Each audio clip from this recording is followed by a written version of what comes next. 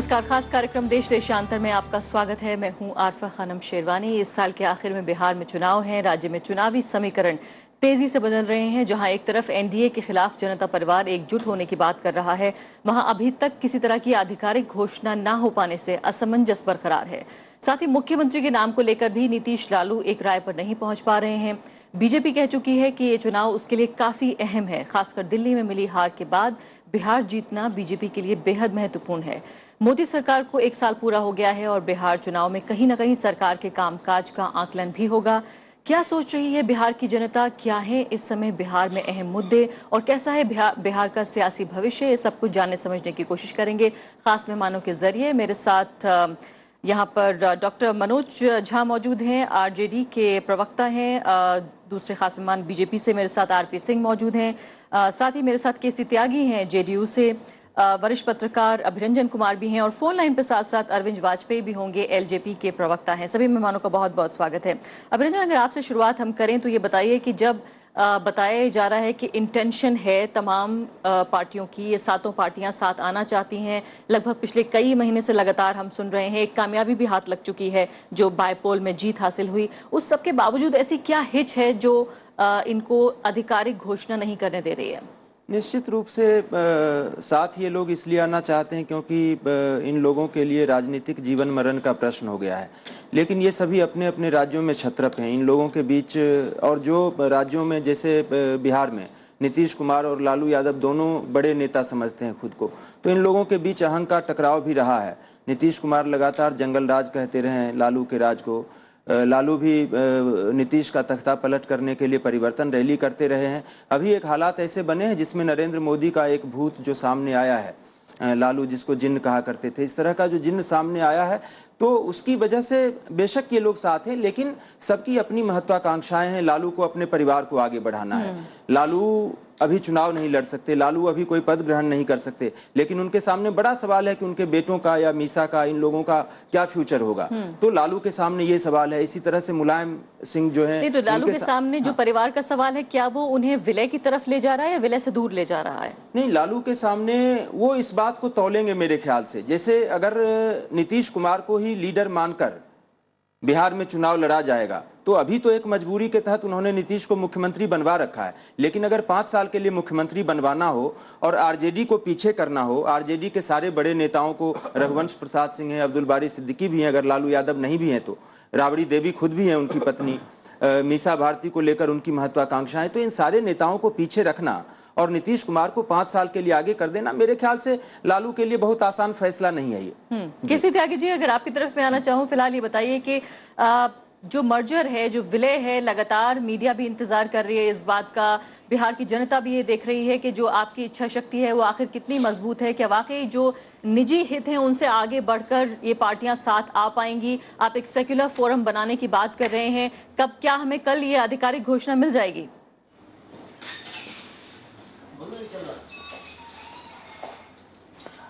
देखिए, जितने जनता दल परिवार के घटक सदस्य दल हैं वो एक ही स्थान से निकले हुए हैं, या तो समाजवादी आंदोलन डॉक्टर लोहिया का, या चौधरी चरण सिंह की लोकदल है, या फिर बाद में वीपी सिंह के नेतृत्व वाला जनता दल है। हमारा नीति सिद्धांत कार्यक्रम को लेकर के कभी कोई विवाद नहीं हुआ। कृषि नीति को लेकर के, मजदूर नीति को लेकर के, धर्मनिरपेक्षता को लेकर के, सामाजिक समरसता को लेकर के, विदेश नीति को लेकर के, नेताओं के आपस के मन मुटाव थे जो फिर बाद में पार्टियों के बंटवारे में शामिल हो गए। लिहाजा हमारे बंटने में, टूटने में जितनी जल्दी हुई थी, हमारे मिलने में भी उतनी जल्दी हो रही है और हो सकती है। हमारे जो मित्र अभी इतनी आसानी से और सिंप्लीफाई कर रहे थे, लालू प्रसाद जी का भी 40 साल का राजनीतिक जीवन रहा है। उन्होंने श्रीमती गांधी की तानाशाही के खिलाफ 19 महीने जेल में गुजारे हैं। धर्मनिरपेक्षता और सामाजिक न्याय को लेकर के वो प्रसिद्ध रहे हैं। मुलायम सिंह यादव जी किसान मजदूरों के सवालों को सट से लड़ते आ रहे हैं। तो खाली इसको परिवार का कह करके और जीने मरने का सवाल कह करके, तो लोकतंत्र के भी जीने मरने का सवाल है क्या देश एक पार्टी का राज झेलने के लिए तैयार है? नहीं, लेकिन और हमने एक पार्टी के राज का दंश झेला है। इतना वक्त जो लिया जा रहा है उसको लेकर लग रहा है कि कहीं ना कहीं अभी एक राय नहीं होता। देखिए पार्टी के वर्कर हैं, उन्हें अपने झंडे से मोह है, उन्हें अपने चुनाव चिन्ह से मोह है, अपने नेतृत्व से मोह है। एक झटके में हमें अपना नेतृत्व भी छोड़ना है, झंडा भी छोड़ना है, चुनाव चिन्ह भी छोड़ना है। लेकिन विधिवत तौर पर मर्जर की घोषणा करके हम मुलायम सिंह यादव जी को अपना नेता भी और अपना अध्यक्ष भी मान चुके हैं। इस समय सीटों के बंटवारों को लेकर के बिहार के दोनों बड़े नेता नीतीश कुमार जी भी और लालू प्रसाद जी वो अभी लगे हुए हैं। आज भी पटना में बातचीत की संभावना है और जल्दी ही, खाली ये कोई सत्ता के बंटवारे के लिए नहीं, लोकतंत्र की हिफाजत के लिए भी चुनाव। देखिए हमारा जो हम तो एनडीए में थे, लेकिन श्री नरेंद्र मोदी जी के सत्ता में आने के बाद के जो स्वाभाविक नतीजे थे जी, अब वो देखने को मिल रहे हैं। लेकिन क्या ये बताइए कि वापसी हो रही है? बिल्कुल, लेकिन मुख्यमंत्री हमले हो रहे हैं। मुख्यमंत्री के नाम पर क्या आप लोग की सहमति बन पाई है? क्या नीतीश कुमार ही इस पूरी गाड़ी का इंजन होंगे? नहीं, अभी हम ये नहीं कह सकते हैं। सारे दलों के जो हमारे घटक दल हैं जो मर्ज हो रहे हैं, उनके नेता मिलकर के तय करेंगे कि बिहार का नेतृत्व कौन करेगा। ये तो भाजपा में भी तय नहीं है। भाजपा जिस पार्टी ने 32-33 एमपी जीते थे, उसका मुख्यमंत्री का उम्मीदवार तय नहीं है। वेंकैया नायडू जी ने जाकर के बिहार में सुशील मोदी को घोषित कर दिया था, तो गजराज सिंह जी का 2 मिनट बाद ही बयान आ गया कि नहीं, हम सुशील मोदी के नेतृत्व में नहीं, हम श्री नरेंद्र मोदी जी के नेतृत्व में चुनाव लड़ेंगे। जैसे कि नरेंद्र मोदी जी बिहार के मुख्यमंत्री बनने वाले हों। तो ये अंतर विरोध शेरवानी जी सब जगह है, खाली हमारे यहाँ नहीं है, इनके यहाँ भी। लेकिन इस बीच और नहीं, अंतर्विरोध जरूर है केसी त्यागी जी, अंतर्विरोध जरूर है, लेकिन कहीं ना कहीं जो देर हो रही है, इससे कयास इस तरह के लगाए जा रहे हैं कि शायद हो सकता है ये मर्जर कभी हो ही ना पाए। और इस हाल में क्या सूरत हाल होगी, किस तरह से बीजेपी पावरफुल होगी? यहाँ पर आरपी सिंह बैठे हुए हैं, उनकी बातें खिल रही हैं कि अगर नहीं मर्जर होता है तो सीधा फायदा बीजेपी को होगा। उनसे भी हम पूछेंगे। लेकिन डॉक्टर मनोज झा, ये बताइए कि क्या इशू क्या है, मुद्दा क्या है, क्या जड़ है इस बात की कि कहीं ना कहीं वो लोग, त्यागी जी ने बड़ी अच्छी बातें कही हैं, जो तमाम विचारधाराओं पर के साथ एक प्लेटफॉर्म पर हैं, एक ही जाहिर पेड़ से निकली हुई शाखाएं हैं जो अलग अलग बढ़ गई हैं। क्या ऐसा मुद्दा है जो आप एक साथ आकर अनाउंसमेंट ऐलान नहीं कर पा रहे हैं? आरफा जी, केसी त्यागी जी ने मेरा काम बिल्कुल आसान कर दिया। एक खूबसूरत सा शेर है, बैठे थे शाख पे तो सारे थे एक साथ, उड़ते ही शाख से सिमतों में बट गए। तो ये जो सिमतों में हम बट गए बीते वर्षों में, और अपने अपने सिमत का इतिहास लेकर के जब हम साथ में आएंगे, तो ये तो शरबत बनाने की तरह नहीं होगा ना कि चीनी और पानी डाला शरबत तैयार। मैगी 2 मिनट्स नूडल्स नहीं है ये। इस हम जानते हैं कि हमारे मतभेद रहे, और अक्सर वो मतभेद अहंग के मतभेद रहे, छोटे मोटे मनमुटाव रहे। तो एक वैचारिक पारिस्थितिक जो चीज होती है, हम सब तैयार हैं कि यह विलय हो, जल्द हो, और एक साझा प्रगतिशील गठबंधन, कम से कम अगर विलय में थोड़ी बहुत भी विलंब होता है तो एक साझा प्रगतिशील गठबंधन तैयार किया जाए। इस पर कहीं कोई दुराव नहीं है। मेरे एक मित्र, देखिए अक्सर जब आप व्यक्ति, परिवार, इस तरह की बातों से गूढ़ राजनीतिक मंथन को समझाएंगे तो हो सकता है वो चटपटा जरूर लगे, लेकिन आवाम के साथ अन्याय है। ये विकल्प सिर्फ ये नेता नहीं चाह रहे हैं, ये विकल्प बिहार की आवाम चाह रही है, पूरे उत्तर भारत की आवाम चाह रही है। वो चाह रही है कि एक जी मनोज झा जी, क्या ये सच नहीं है? मैं अपनी बात खत्म कर लूं। बहुत मैं नहीं, इतना सिंप्लीफाई नहीं कर रहा हूं मैं, जैसे केसी त्यागी जी ने भी कह दिया, आपने भी कह दिया। कर ले मनोज जी, फिर अभिरंजन आपकी तरफ आऊंगी। जी जी, मैं सिर्फ इतना कहना चाहता था, बड़ी तेजी से मेरा मुल्क बदल रहा है, और वो तमाम बदलाव वो हाहाकार क्रिएट कर रहे हैं, हमें परेशान कर रहे हैं। और उसके बावजूद लोग चाहते हैं कि हम मान लें कि हम मोदी जी की वजह से सिर्फ, या भाजपा के डर से, ये डर का डिस्कोर्स हमें समझ में नहीं आता है। हम एक पॉजिटिव एजेंडा के साथ आ रहे हैं और लोगों को एक विकल्प देने जा रहे हैं। समाजवाद को लोग भूल बैठे थे, हम 21वीं सदी में जिंदा करना चाहते हैं। नव उदारवाद के खिलाफ एक व्यापक मोर्चाबंदी करना चाहते हैं। सेक्युलरिज्म को हम मुसलमानों के गले की घंटी नहीं रहने देना चाहते हैं। ये हमारा एजेंडा है और इस एजेंडे से लोगों में छटपटाहट है। वो कहते हैं अभी क्यों नहीं घोषित कर देते हो? नेता के सवाल पर टकराव है? कुछ नहीं है भाई, बस थोड़ा सबर। सिमतों में बटे हुए थे, आप अपना अपना इतिहास ला करके एक साझा इतिहास बनाने जा रहे हैं। ठीक है, वापस आती हूँ आपकी तरफ। अभिनंदन जी जवाब दीजिए, फिर मैं आरपी सिंह जी। हाँ नहीं, देखिए जिस तरह से त्यागी जी ने और मनोज झा जी ने दोनों ने कह दिया कि मैंने मुद्दे को बड़ा सिंप्लीफाई कर दिया, क्या ये दोनों मेरे बंधु इस बात से इनकार कर पाएंगे कि चाहे वो जनता दल सेक्युलर हो या लोकदल हो या समाजवादी पार्टी हो या आरजेडी हो, इन पार्टियों का मैं नाम लेकर कह रहा हूँ, क्या ये परिवार आधारित पार्टियां नहीं है? समाजवादी पार्टी की तो जो उत्तर प्रदेश में और पूरे देश में जो उनके 5 सांसद हैं वो सारे के सारे परिवार के हैं। लालू जी ने राम कृपाल जैसे दाहिने हाथ को, राम कृपाल यादव उनके दाहिने हाथ हुआ करते थे, बेटी के लिए उनको पार्टी से बाहर का रास्ता दिखाया, ये सबको पता है। तो इतना सिंप्लीफाई करने मैंने नहीं किया है। लेकिन दूसरी चीज मैं कहता हूं, दोनों बंधुओं की बात से मुझे 2 चीजें साफ लग रही हैं कि एक तो जो कल मर्जर की बात कही जा रही थी, ऐसा लगता है कि उसमें विलंब हो सकता है। और दूसरी बात मैं ये कह रहा हूं कि जिस दिन बिहार में इस तथाकथित जो संभावित एक परिवार बनने वाला है, उसका सर्वसम्मति से जिस दिन नेता बनेगा, चुना जाएगा, उसी दिन मेरे ख्याल से मर्जर हो पाएगा। अगर सर्वसम्मति से नेता नहीं चुना जा सकेगा तो मेरे ख्याल से ये दिक्कतें रहेंगी, मर्जर नहीं होगा, फिर इन लोगों को गठबंधन के लिए प्रयास करना पिछले कई महीने में लगातार हम अलग अलग प्रवक्ताओं की जबानी सुन चुके हैं, जेडीयू के खासकर नेताओं के जरिए कि नीतीश कुमार ही इसका इंजन होने जा रहे हैं। मैंने खासकर उन्हीं शब्दों का इस्तेमाल भी किया है। लेकिन आरपी सिंह जी, ये बताइए, आपके लिए पहली बात तो ये चुनाव कितना अहम है और क्या इस बात का अंदाजा है बीजेपी को कि बिहार में जो ये चुनाव होने जा रहा है वो सीधे तौर पर जो एनडीए सरकार का 1 साल का कामकाज है उसके नंबर्स मिलेंगे आपको बिहार चुनाव में? देखिए, हर चुनाव अहम चुनाव होता है। हम हर चुनाव को अहम चुनाव मानकर चलते हैं। वो बिहार का होगा, आगे यूपी का होगा, उसके बाद आगे पंजाब होगा। हर चुनाव अहम चुनाव है। परंतु मैं और इसको ये भी मानकर चल रहा हूँ कि ये चुनाव रिफ्लेक्ट करेगा हमारे सेंटर की परफॉर्मेंस में, थोड़ा बहुत रिफ्लेक्ट करेगा। परंतु वहाँ पे लोकल इश्यूज हैं, बेसिक इशूज। वहाँ पे लोकल गवर्नेंस का इशू आज वो बड़ा इशू है। परंतु जो अभी बार बार शाखा की और एक डाल पे मैं चाहता हूँ, आज एक शाखा पे सब प्राणी इकट्ठा होना चाहते हैं। ये अलग अलग भांत के अलग अलग टाइप के प्राणी इकट्ठा होना चाहते हैं। नीचे उनको एक किस्म की बाढ़ दिख रही है, दिख रहा है कि एक मामला, एक वेव दिख रही है जिसके चलते इकट्ठा हो रहे हैं। ये कोई मुझे बता दे। बात आप छोड़ दीजिए, आपसे बीजेपी की बात करिए। मुझे कोई पॉलिसी, कोई ऐसी विचारधारा नहीं, आप ये बताइए कि आपके पास क्या एजेंडा है, अपना एजेंडा बताइए। मैं उस पर एक बता दें जिस पे इकट्ठा हो रहे हैं और किस समाजवाद की बात करते हैं। मुझे पता नहीं समाजवाद में किस प्रकार की बात करते हैं। जो अभी कहा कि एक परिवार के 5 एमपी हैं, आगे अपने परिवार को बढ़ाने की बात करते हैं। आरपी सिंह जी, कुछ देर के लिए उसे भूल जाइए, कुछ देर के लिए भूल जाइए। मैं ये कह रही हूँ कि जंगल राज, आतंक राज, सुशासन, क्या कुशासन बाबू, आप जो है क्या देने जा रहे हैं? मैं तो सर समाज, उन्होंने वैचारिक पक्ष कहा, मैं तो वैचारिक पक्ष की बात कर रहा हूँ। परंतु जहाँ तक और उन्होंने चर्चा में कहीं जयप्रकाश जी की बात नहीं की, मैं माफी चाहता हूँ।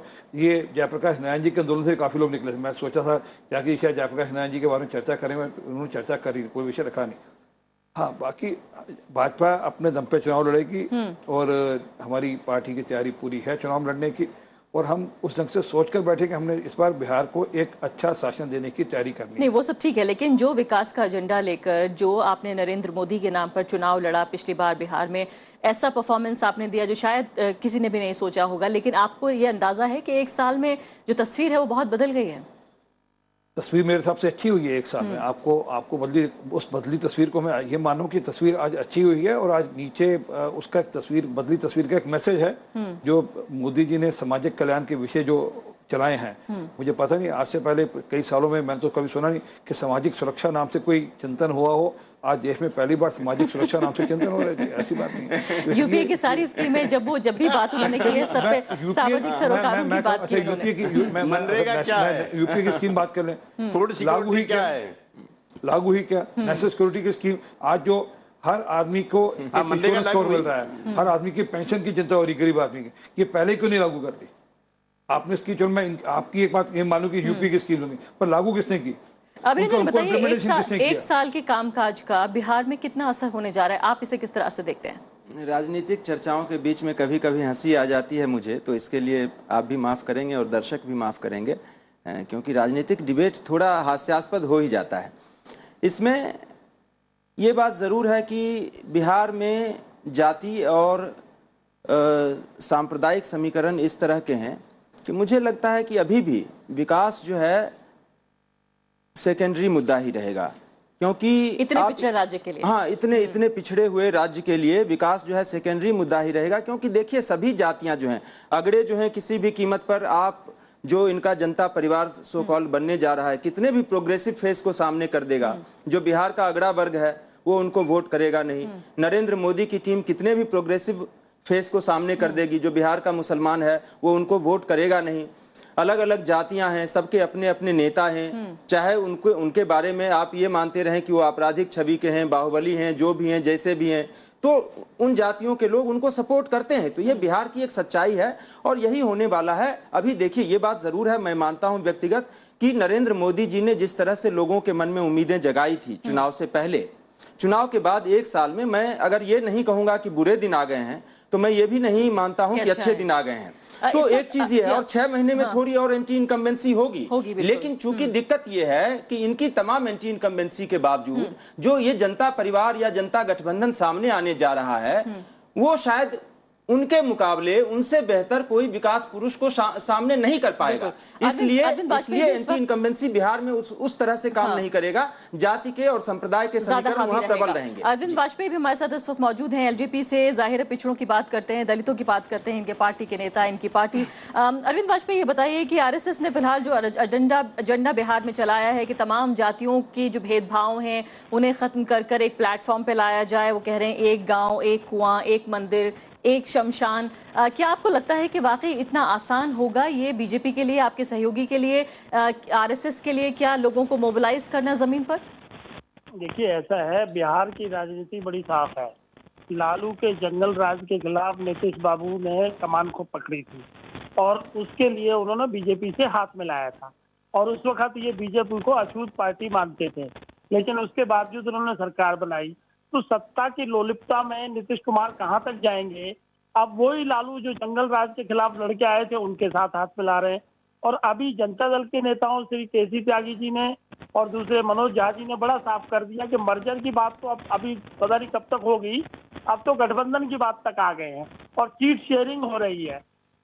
तो जब स्थिति इस तरीके की बन रही है और दूसरी तरफ जो प्रतिद्वंदी होंगे वो बीजेपी होंगे और हमारी पार्टी होगी। बीजेपी ने अगर एक साल में कोई काम करके दिखाया है तो वो सिर्फ और सिर्फ गरीबों के लिए ही किया है।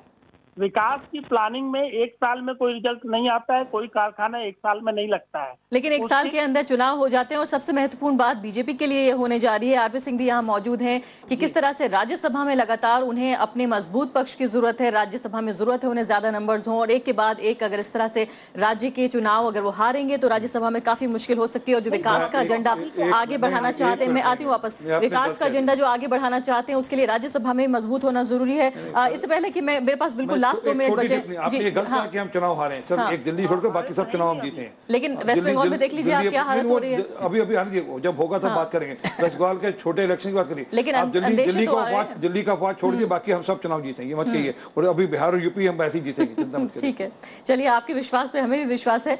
फिलहाल केसी त्यागी जी, ये बताइए कि माना यह जा रहा है कि अगर ये विलय नहीं होता है जिसको अभी से गठबंधन कहा जा रहा है, तो इसका सबसे बड़ा नुकसान जो है वो नीतीश कुमार को होगा।